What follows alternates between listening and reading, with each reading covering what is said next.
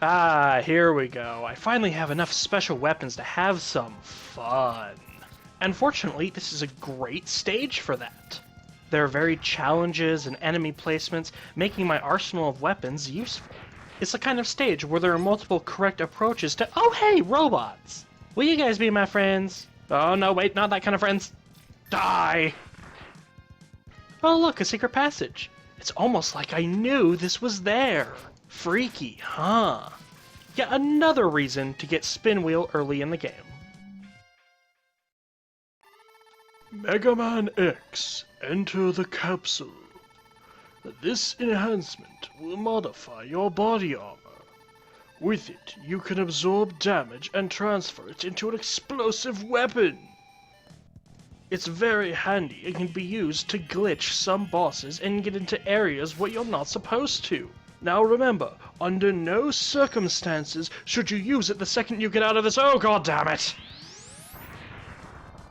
Well, since you've completely wasted it, I suppose I should tell you that it only recharges when you get hit by projectiles. Helpful, Dr. Light. Not so helpful, Mega Man, but, you know. Spin Wheel's awesomeness is enough to make up for Giga Crush. And Magnet Mine's helping too. I always felt that ladders were a little redundant in the Mega Man X games. You can climb on walls, why do you need ladders? And why are there severed heads scattered everywhere? It's disgusting! Then again, we are in a junkyard. Boom! The wonders of special weapons, turning otherwise dull challenges into fun. You know what else is fun?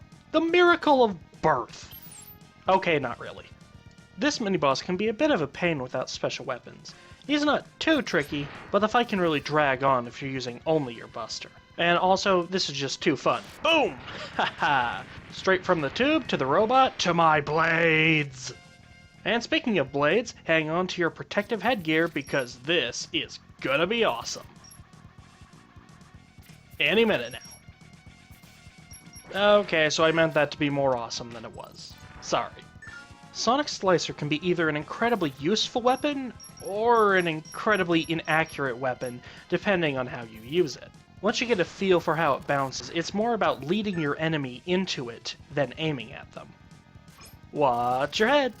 And your back! As you can see there, Sonic Slicer isn't the only weapon with a ricochet ability.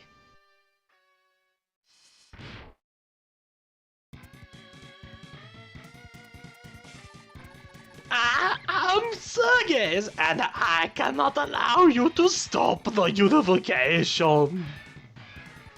It is for the good of all.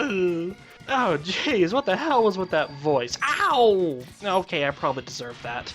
Wait a minute. Did that magical cloak just fill up all of my Giga Crush energy? Alright. Thanks, buddy. I almost feel bad about giving you that voice now. Almost. The whole holding my best friend hostage and trying to kill me thing really doesn't help. If you can get the timing down, I think it's actually possible to stun lock this guy. But as funny as it is to beat up old people, it's really hard. One thing I can say about the X-Hunters is that they're themed really well. Like Sergei's here, he's a smart one. He's using his head. His head is equipped with lasers, but he's still using it. And then we have Violin, who's like French or something for violent, and I'd say a giant wrecking ball with spikes fits violent pretty damn well. And although we haven't run into him yet, we have Agile, who, as you can probably guess, is very agile. Although Sergei's here is being pretty agile, I mean, that's quite a jump for an old man. Even if it ends with a spike in my face and terrible voice acting. You have really delayed the inevitable. We will meet again. You got ear pain from that voice acting. You got a way out. You got Zero's severed head. So back on that X-Hunter themes again. Sergei's, the smart one, gives you Zero's head. Violin, the strong one, gives you Zero's torso. And Agile, the fast one, gives you Zero's legs. And X gives you jumping down a pit. And awesomeness. Contrary to most other people, I find that I neglect the X-Buster once I've gotten enough special weapons. The X-Buster is fun and obviously powerful, but just not as fun as injecting a spiky wheel of death into your opponent. Oh look, one of those redundant things. Oh, hi there, little bug. Will you be my friend? I said friend, not hat. Ah, you're the worst friend slash hat I've ever had. Ooh, that's it. I'm annihilating your entire species. And this guy. I don't like his hat. As you may have noticed, these armored guys here are really just the wheels from Mega Man X1, except all armored up. And yes, I still sometimes go into my menu to switch weapons. Once you start accumulating a lot of them, it becomes a lot easier to just switch from the menu. Kinda like it's a lot easier to just get down here and shoot these guys. And while there are a few special weapons that'll work well on these, the Buster is by far the most effective. So at this point, it's important to mention that little trash gizmo up above. When the trash in the background is going up, your jumps are higher. When the trash is going down, your jump height will be reduced. This is important because now we have the element of this guy and the altered gravity to deal with, combining two old challenges to make a new one. Basic, but effective. The opposite of this guy's pattern here. Didn't work the first time? Try until you explode. Although, to be fair, he's certainly not as pattern dependent as some other bosses. So I think I was talking before about how I really like this stage. It wasn't always that way, but when I was recording this, I just found a lot of places that I could have fun with my special weapon. Sadly though, I don't care much for the stage aesthetically. I mean, it's a fine stage, it knows what it's trying to be, and does it very well, but graphically I'm just not a fan, at least not as much as some other stages. Alright, it's time to do some brain surgery. And operation failed. Those guys are rather difficult if you let them start shooting at you and are within range of their shooting at you. So it's best to either take them out before they can start shooting, or take them out from a safe spot. And oh look, we made it through the stage so fast that Moth hasn't even been made yet. What most people don't know is that if you don't keep shooting at him, Moth will emerge from his cocoon all by himself. It's the wonders of robotic nature. You know, when you think about it, this battlefield is actually pretty damn gruesome. Maybe even more gruesome than Wheel Gators. I mean, you're basically fighting on a pile of severed limbs and body parts.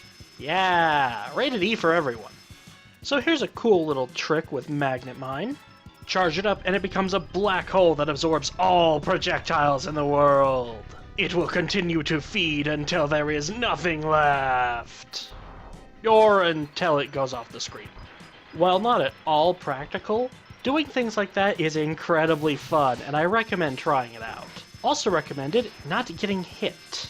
The leg power-up can also be helpful here, what with the whole air dashing thing, but I'm being difficult. The observant among you will notice that he's practically doubled his size and now falling to the ground and being pulled up into the sky, apparently through solid objects. Woo, look, a butterfly!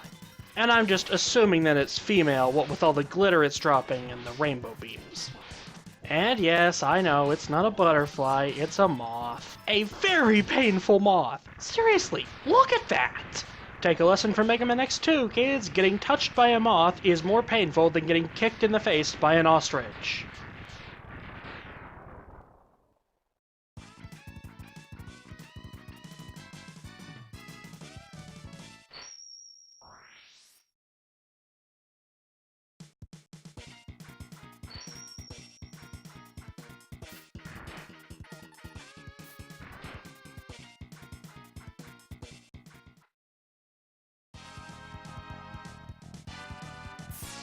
Oh look, now my head's shiny.